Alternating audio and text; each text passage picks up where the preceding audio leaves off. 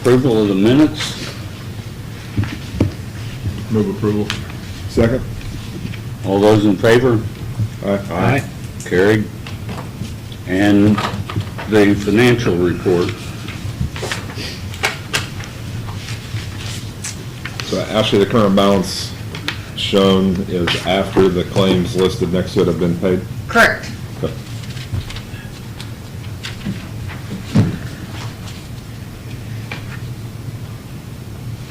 Is there a motion for approval?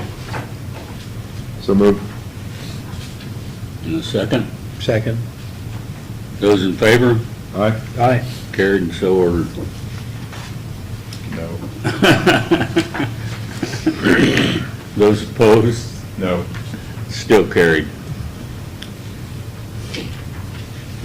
And with that, we'll move on to Jason Simler's report. Do we have any claims? I do have a claim. Oh, uh-oh. Sorry, it's just one. It's from the new line, 1500. That one. The what? The historic, the new line that says 6,000 down there. That was- The historic interim report? Yep. $1,500 claim. Yep.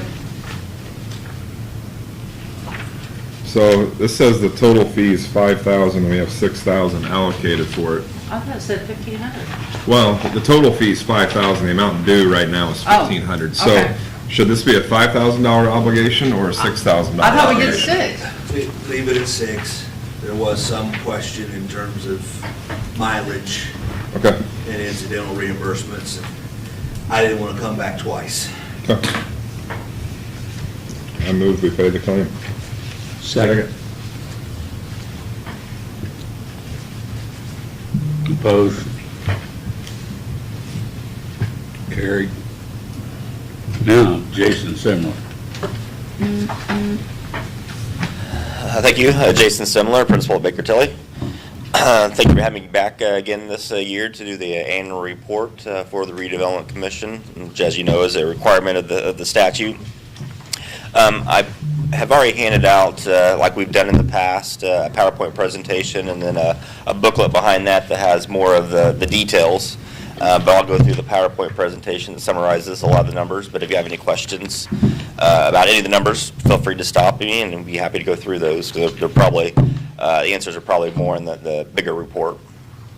But again, this is just the annual report that kind of goes over each of the TIF areas, how they're doing, the estimated tax increment, any debt that's outstanding, comparing the tax increment to the debt, talking about some of the projects that you have funded over the years and future projects. And then at the end, I'll kind of go over an impact of by passing through or capturing assessment has on the overlapping tax units. And by doing this, we fulfill that requirement that you have to provide each year. So I'll start on page 3 with the southeast downtown allocation area. And as you can see there, you know, we've created it originally in 2001, and then we've had multiple expansions. And then on the right side, you can see when those areas are anticipated to mature. Then there toward the bottom, you can see the estimated tax increments and then what was actually collected. So in 2024, we estimated you'd collect $458,000 in a combination of real property and personal property from Crown. You actually collected $447,000. 2025, we're anticipating that you should collect about $630,000 this year. And then you can see in 2026, we're estimating that's going to increase to $846,000. And the increase from 24 to 25 and from 25 to 26 is mostly from the additional investment from Crown in their equipment. That being said, you see the note there at the bottom, even with capturing all this tax increment, we're still passing through almost $21.3 million of assessed value, have been for the last couple years. So I'll show in greater detail toward the end of the presentation. But that's what that is really doing, is benefiting all the taxpayers in the city and the county by helping reduce tax rates. I have a question about the expiration. You're showing the original TIF area expires in 2031. Mm-hmm. That's still the case. Mm-hmm. So TIF generated will get reduced in 31 and reduced again in 33 Mm-hmm. and again in 43. Yes. I thought when we expanded the area, we expanded everything. No, when you expand the area, the expansion area has a new base date and a new maturity date. So we can't go back and change the maturity of existing TIF areas or the original area.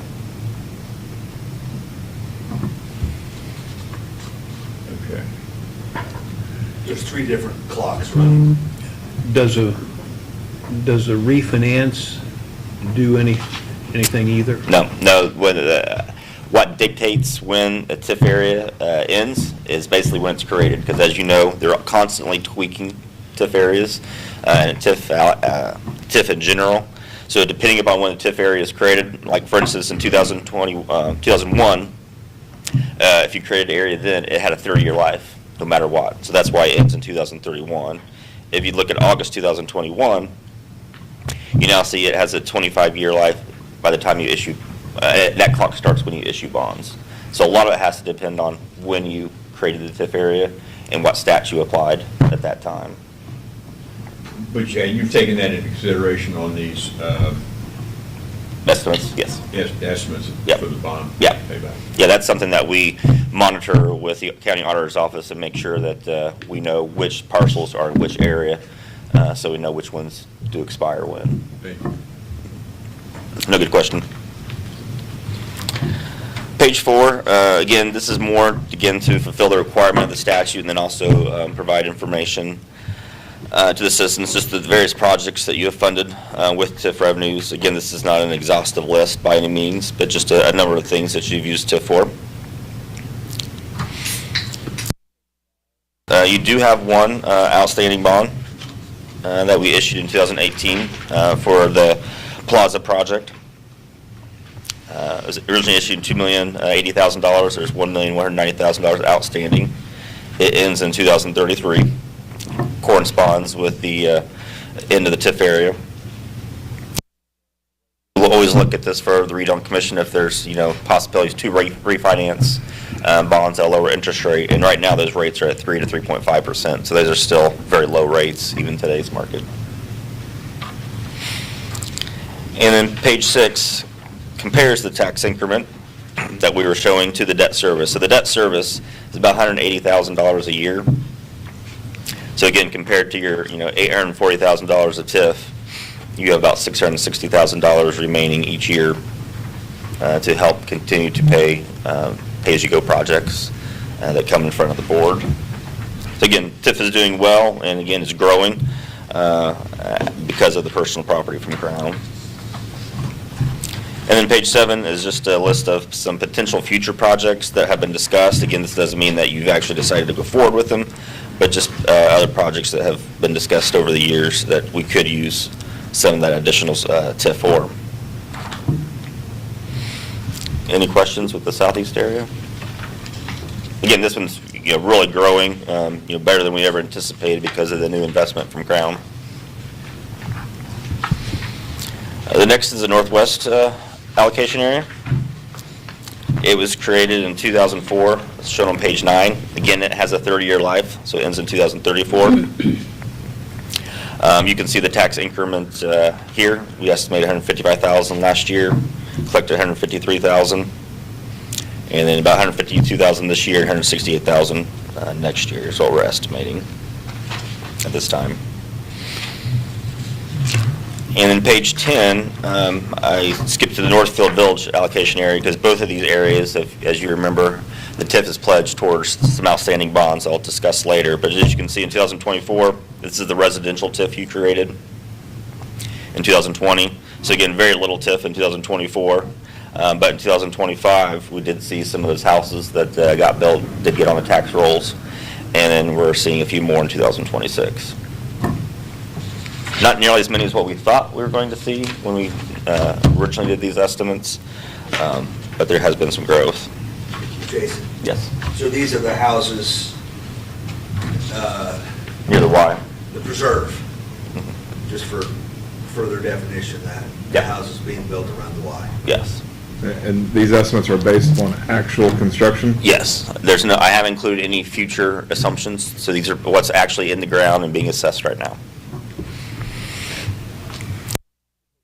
As I mentioned, in 2022, we did issue bonds, about $3.1 million, to help fund the infrastructure out there. Those bonds were purchased by the developer, and again, TIF from the Northwest allocation area and the Northfield allocation area are pledged towards those bonds. Page 12, if there's any, well, again, page 12 just says that what we issued the bonds for in the TIF, the infrastructure out in Northfield Park. Because if you remember, when Northfield Park was first issued, we did a bond anticipation note and did a ban to take out the bond, and those bonds have been paid off from the TIF that was from the original area. So page 13 compares the tax increment with the bonds that are outstanding. So you can see that the estimated tax increment is that area, kind of in the background. And you can see the bond payments are the bars. And you can see starting in 2027, we are anticipating, based upon what we know right now, that there won't be enough TIF to cover the bond payments. And that's just because the housing development hasn't developed as quickly as what we originally thought. Now, again, the only TIF that's pledged towards those bonds is a TIF from those two areas. So if there is a shortfall, there's not enough TIF, that's the risk that the bond purchaser, which is the developer, took when we issued these bonds. So hopefully, there'll be more development out there, and as that occurs, the schedule will look prettier. But right now, we are showing a shortfall beginning in 2027. And then you can see in 2036, we see a major drop-off. Again, that's because the original area ends, and that's why you also see the bars also decreasing, is because we structured the bond payments that at that time, the only TIF that we were anticipating would be available would be from the residential portion of the allocation areas. So again, key point here is that if the TIF is short, there's nothing else the redevelopment commission or the city is responsible for paying. It's just the risk that the developer took. Proposed future projects listed on page 14. Again, these are just things that have been talked about that we could use future TIF surplus if there is any. Again, that list can always be expanded on, so desired. Page 16 is the Indiana Avenue. So this is the Synergy Metro, where we created the TIF area to provide incentives to provide fiber. It was created in 2010, ends in 2035. You can see the tax increment, $21,000 last year, $7,000 this year, and $36,000 in 26. A lot of that has to do with their investment. It does fluctuate, as you know, because it's basically all equipment, all the fiber that's located in this allocation area. So why does it go down? Estimated annual TIF goes from 21 down to 7 up to 36. Yeah, it's Why does it drop? their investment fluctuates that much from year to year. And I think part of that is companies like Synergy Metronet and others, I'm not sure if that's what they're doing, but since it does fluctuate so much, that they can look at all their investment through that entire state and then group it together and then allocate it proportionally between the different counties. And that could be why we're seeing the fluctuation. I'm not too concerned about it, because as you know, and we'll show here, the TIF's never been sufficient to cover the bond payments. There's always been a shortfall, because they've, again, as well here, they never did invest as much fiber as what they told us they would when we did the bonds. So even with these higher amounts, we're still showing a shortfall, just not as large. And they eat the shortfall. Yes, They bought the bonds. correct. So if they don't pay taxes, they don't get a bond payment in return. They'd only get what Sufficient. is whatever they pay in taxes that you receive. That's what gets transferred to the trustee to make the bond payments. And if it's not sufficient to make the bond payment, they just eat the difference. So it's likely that there will never be a surplus. Only after. Above the bond payments. Well, if you turn to page 17, the bonds end, there's $88,000 of principal outstanding, and they end in 2028. So the last payment's the end of 2027. So if you wanted to, the TIF area doesn't end until 2035. Right. So you could keep that extra $36,000 Not, after the bonds are paid off. not if they're allocating between county, I mean, Well, there'll still be, even after the bonds are paid off, there'll still be some new fiber here in the city that we'll be able to capture after 2027. And there won't be any bond payments, so that, whether it's $7,000 or $36,000, you'll no longer have to transfer that to the trustee to make bond payments. You'll be able to keep that in your allocation account and use it for other projects, if you so desire. Because just because the bonds end, the TIF area doesn't end until 2035, so we can keep capturing I it. understand that, I'm picturing the taxpayer allocating between counties. It has nothing to do whether it's in a TIF area or not, or whether there's bonds. Okay. But on page 18, we're showing, again, as we have since the inception of the bonds, that there hasn't enough tax increment to cover the bond payments. Again, and they're used to that, so they're not expecting that there will be enough TIF going forward. But again, these bonds end in 2027. The next couple areas were areas that we've recently created. Next one's Walnut Street allocation area. No growth in that area to this point. Again, it's created in 2021, but again, at least under the current law, as talking about when TIF areas end, under current law, it has a 25-year life, but it doesn't start until we issue bonds. Same thing for Gardner Street. It was also created in 2021. It is collecting a little bit of TIF, about $640 last year. We're expecting to go up to about $1,500 this year, and about $6,000 in '26.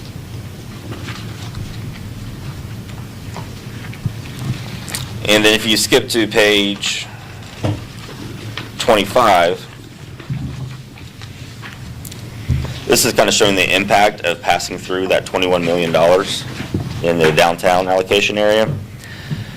So the top of the schedule, I know there's a lot of numbers here, but this makes up all the taxing districts or units in the Newcastle taxing unit. So it looks at Henry County, the township, the school, the city, and all their rates add up to $4.23.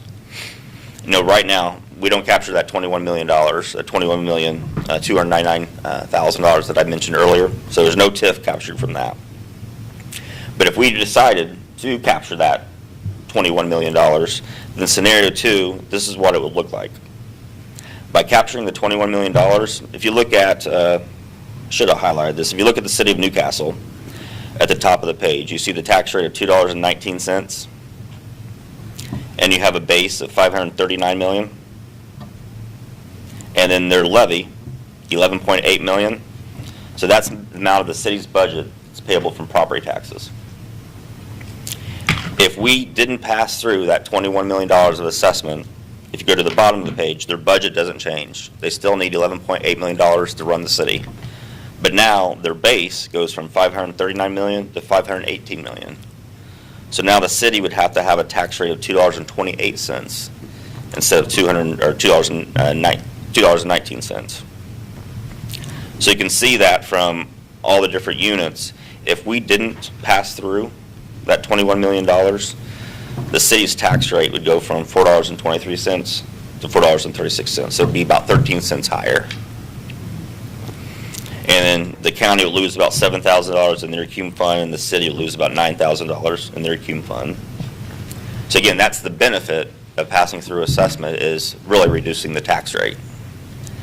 However, you're foregoing, if you look at the bottom of the page, if we were to capture that $21.3 million, if you look at the far right, we'd collect about an extra $630,000 in TIF. So it does give you some flexibility if you do have a project that you want to fund in the near future, or you find yourself in the bind. This is an annual decision, as you know, that you make each summer to pass through. You could decide to pass through less if you needed the funds, and you could collect up to almost $640,000 more TIF if you needed to.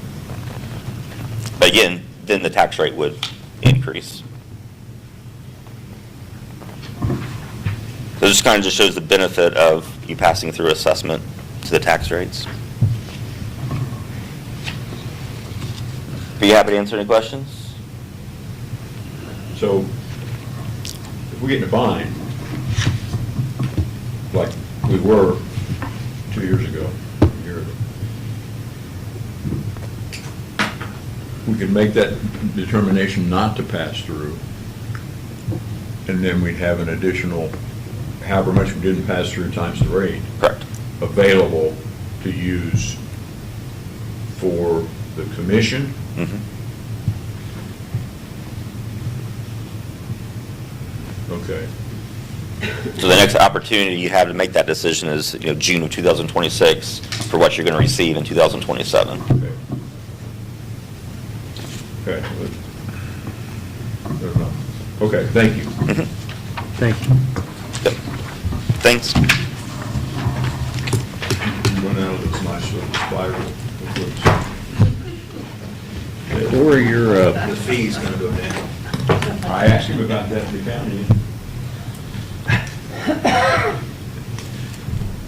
here's Corey. Oh. you want me to-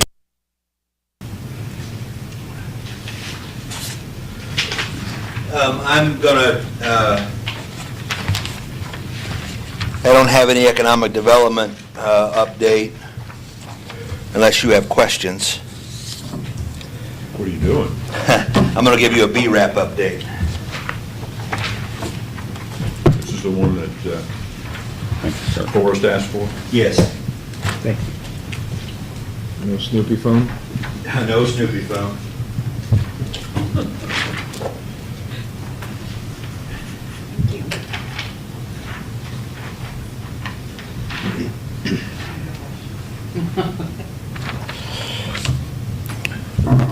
I am temporarily, and the emphasis is temporarily, I'm temporarily taking over the coordination of the BRAP program on behalf of Main Street due to Emily's family situation.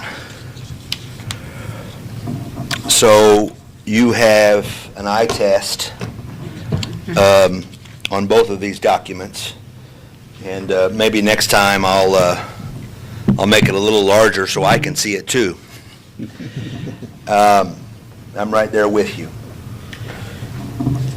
So you have, it's double-sided, you have the 2023 program, and then you have the 2025 program. I want to point out on the 2023 program that all projects are drawn down with the exception of 1114 Broad Street and the courthouse annex.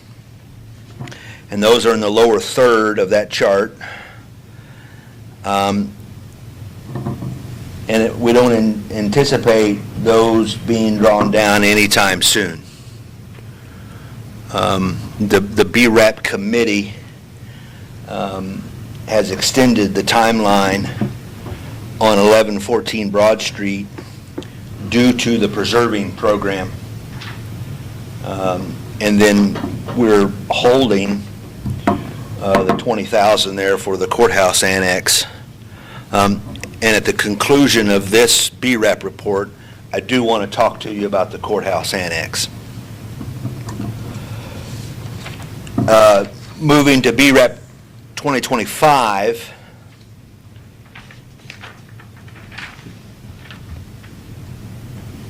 we're in the process of drawing down, and when I say in the process, I've submitted the claim, so it's just a matter of basically administrative on my part. The Edward Jones Building, 1105 Broad Street, 11,200. Former City Hall. That sounded better than the mayor's mansion. I don't know whether it's a former City Hall or not, but it sounded better than the mayor's mansion. What building is it? 321 South Main Street, Indiana, just Corner, south of. next to the Elks. Old City Oh, Hall. Just okay. south of the Elks. Yes, yes, I hope that's south. it Nobody's is. corrected me yet. Across On the left side, if you're looking at it. Yeah. Go out and stand in the middle of the road, look at the Elks, and it's to the left. Full draw down there. And then you can see there at the bottom, a couple administrative items, preserving 1,500. And then the 4,000, I couldn't manipulate this PDF. I've got to get it into an Excel. That's a Corey issue. But that 4,000 is the administration fee for Main Street. And so Bottom you, line with no notes. yes. So the last line in that chart, there's nothing until you get to the amount drawn down, it's 4,000. That should say administration fee. Gotcha.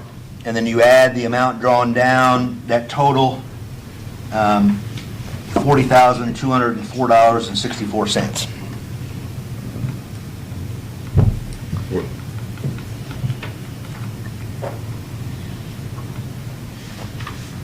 So the numbers on here do Where's not that? match the financials. And I will work with Ashley Okay. to jive those up. Okay.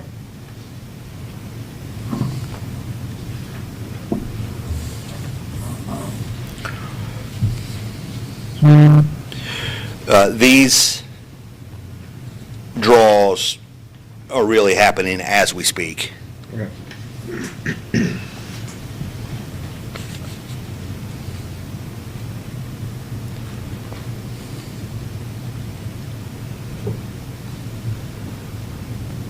Questions?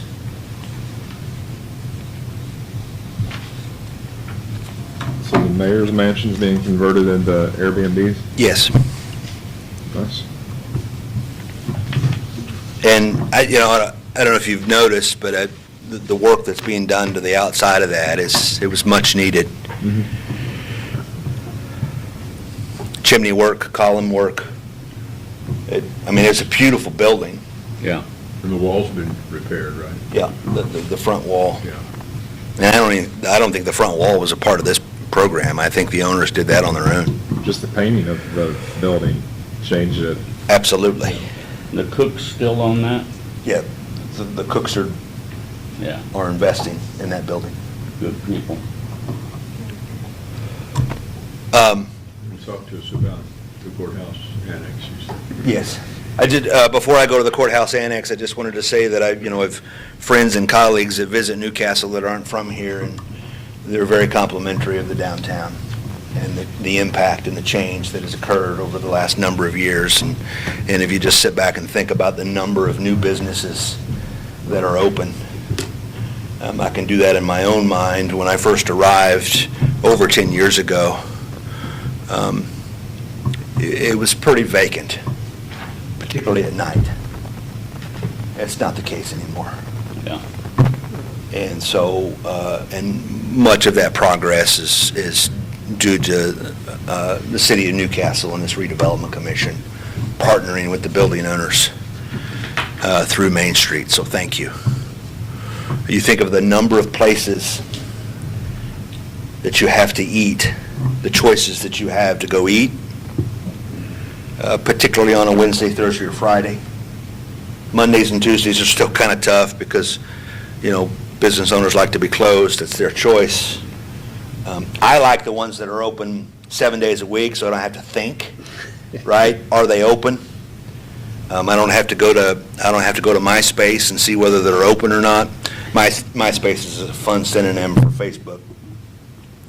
But anyway, the clustering, and usually cluster is a bad word, but in this case it's a good word, the clustering of restaurants and other nighttime venues, breweries, right? We have options, and you can see it in the level of activity in downtown. So thank you.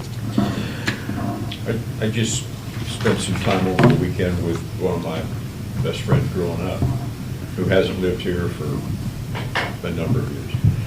And he was especially complimentary of the downtown. He knows. Yeah. Yeah, and it really does matter, and I think I'm preaching to the choir. Every community our size has a Road 3. And I'm not taking anything away from those businesses out there. We need those businesses, but that's not what makes a community unique, right? I heard when I was visiting Tipton, yeah, I believe I was in Tipton. That's Carrie Barrett's hometown. She'd let you know it if she was here. I heard the phrase from one of the officials there, Hamburger Mile or Hamburger Alley is out there, right? And so we want Road 3 to be successful. We need Road 3. But the incentive for Road 3 is Road 3. Now, not right now, right? But the investment into that road coming from the state and the federal government, right? And the amount of traffic. But downtown Newcastle, where it was founded and where it started, and you go to other much younger communities, say Westfield, for example, say Carmel, for example, they had to build their own downtown, right? Like in the last 15 or 20 years, think of the metropolitan suburbs on the north side of Indianapolis. They're literally building what we have and what started in the 1820s. And so it is a beautiful thing. Courthouse Annex. I want to plant a seed with you. Before I do that, let me give you some context. So this commission owns that building. We stepped in and acquired it as an effort to, repurpose it and redevelop it. We partnered with the county on that. Our first, opportunity was with a development firm by the name of Ironman Properties, Joe Blake, to put a human's name, against the name of the company. And so they pursued Ready 2 funds, and this is about a year and a half ago, and that project was not selected, for a variety of reasons, less to do with that project and more to do with the other opportunities within the region. Because the Brookfield Farms housing development, and so that's on Washington Street, it was slated to receive, or did receive, up to $3.5 million of Ready 2 funds. It only used $3 million. And so Jennifer Fox and I are now going through and working with the Henry County Ready Leadership Group to reallocate that $500,000 to a qualified project in Henry County.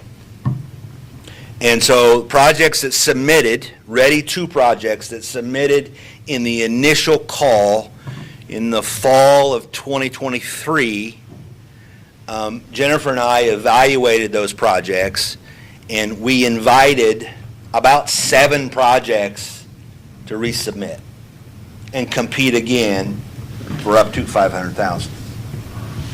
One of those projects is the Courthouse Annex. I have that deadline to submit is November 6th. And then probably by mid-December, between the local group and the regional group, a project will be selected. And then that project will go to the second level of Jumanji, which is the IEDC approval, initial approval. I have no idea whether the annex project will be selected at all.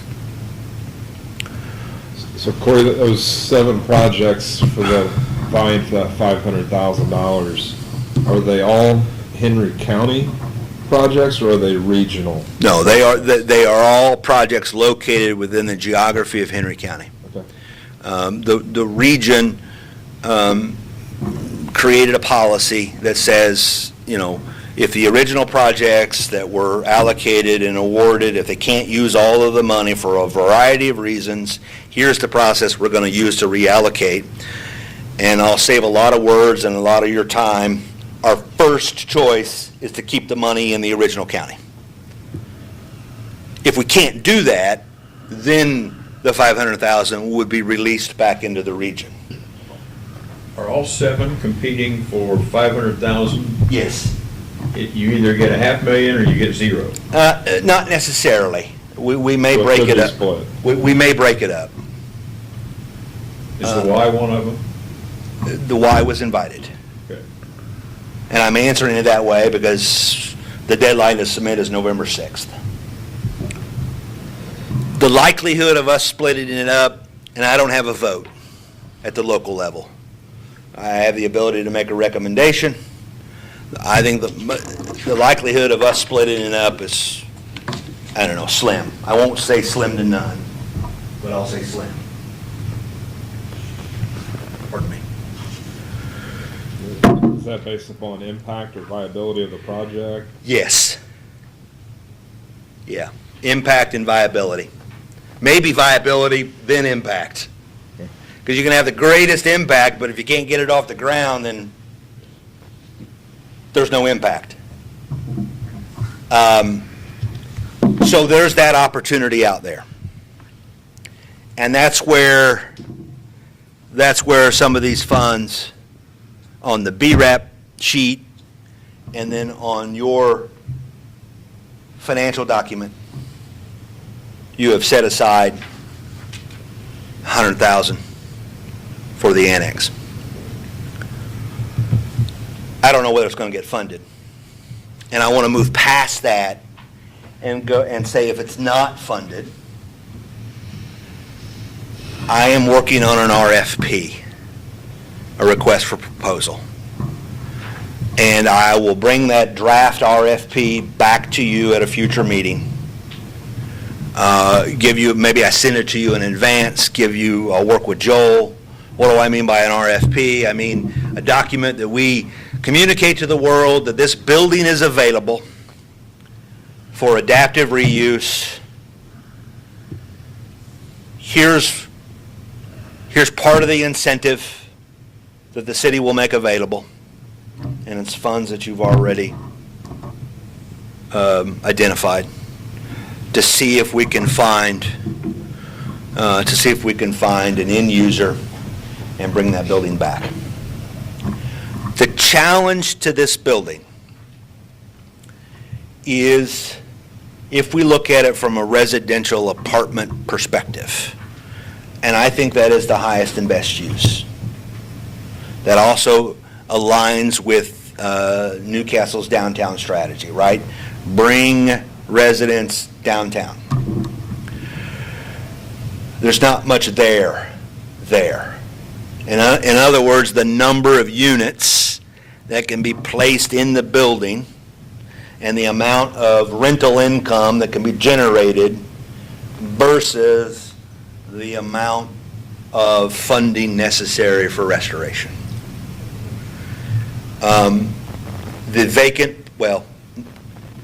The property being used to the west, so in between the annex facility, or the annex building, and the artist formerly known as Three Rivers. What is that, Henry County Solid Waste? Right, see, I'm showing some years here. I know it as Three Rivers. Like your Umball, the artist formerly known as Umball. Are you tired of that yet? You can say yes. I have made an offer on that property. Now, I have no idea whether that offer will be accepted, but I know in talking with Ironman the annex facility alone, very interested in doing something in Newcastle. It just doesn't pencil out. Rental income versus cost of renovation. So I wanted to give you that update, plant that seed. I've sent the owner of that lot a written offer. It is in the form of an option to purchase, which would be transferable. I'm not even proposing that you all buy it. So I'm going to ignore that for a moment. Because that property's vital to the redevelopment of that facility. But we do not have the power of eminent domain, nor would we use eminent domain. And so we'll see how all that shakes out. So- Thank you. So between Ready, what we have allocated, and BRAP, there's a potential for $620,000 of incentives against that property. Yes.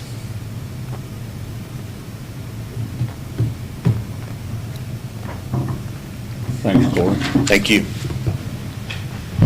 Joel, do we need to talk about the Firestone property? I don't think so. I mean, I got a consensus, I think, from several of you Okay. guys to go ahead and do it. I think since it was Yeah. time sensitive, I went ahead.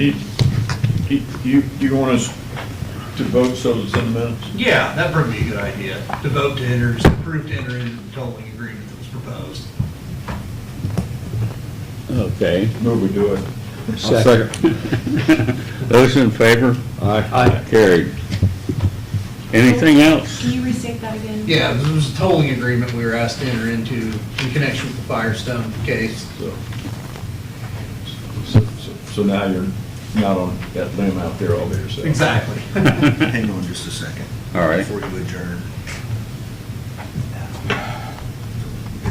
Did you hear me Mike? last weekend? We went down there. I didn't know whether he was done or not. I'd like to thank the RDC, with Scott and I and Patty, the buildings that we've done, with your help, it's been, made it a lot easier. And we sold the building to Ashton Kreider a year and a half ago, 2 years ago. We just sold the second building, but we're selling to younger people that are hopefully gonna keep those going and keep them up. Yeah, it probably does. So I appreciate the RDC's help. Appreciate you. We appreciate everything that you've done. Yeah. It's been fun. That's the one thing I like about this group of people is that we're all for Newcastle. And that's cool. Some RDCs don't operate that way. See, the group, like Corey said, downtown, and they're hearing comments from people, been great. Yeah. Now, I had friends who lived here many years, moved away, came back for one of the homecoming, I think, stayed in an Airbnb downtown and loved it. Yeah. This was like this when we moved. Yeah. It's made an impact. So when I have visitors from our friends to the east at work, the Airbnbs in town are highly sought after versus staying in Greenfield or Muncie in a hotel. And I love bringing people downtown for lunch because, you know, a lot of people that I bring for lunch don't typically come to the downtown area. They have one way into town, and that's been their view of Newcastle for 10 or more years. And I bring them downtown, and they're blown away by it. Like, we had no idea that Newcastle was like this. So Yeah. it's great to see. You tour the downtown, right? You come to downtown, you go by our library, which is getting a tremendous upgrade, and the program, I've always said, the programming inside the library matches the beauty of the building. And then, if you have time, you go into the Arts Park, right? And it's like, wow, you know. So there's much to be proud of for our community. Yeah, I think so too. Anything else? Probably need to talk about a couple issues. One, in the Firestone case, there's going to be a mediation at some point, likely in December. And so probably in advance of the mediation, I'd like to have an executive session at some point, maybe see if we have someone from Rice Miller come over and kind of talk about strategy, where they're looking at coming in for a settlement number. And then with any kind of government body, when you have a mediation, it's always subject to the final approval of the RDC. So any settlement we would reach would be contingent on the RDC as a whole approving it. Okay. So just keep in mind that probably a date sometime in November or early December, we'll want to try to get an executive session on the books. I guess the only other thing, typically we don't meet in November or December due to the fourth Wednesday following close to either Thanksgiving or Christmas. Yeah, So but we can. you can, absolutely. Or we could schedule a special Oh, meeting. absolutely. Yep. What, 2 days? Yeah, 2 days advance, is all you need, so. So at the present, we do not have a meeting scheduled for November. We will schedule an executive session if necessary. Correct. On a date different than our regular, what would be our regular Yeah. meeting date, Maybe. which would be the day before Thanksgiving. Some of us, We could do it on that Thursday, you know. what's that? We could meet on that Thursday. It'd be easier than on Wednesday. We could, Yeah. and we would have to do it without a quorum present, probably. Probably. Without anybody present. Okay, if there's nothing else, meeting adjourned.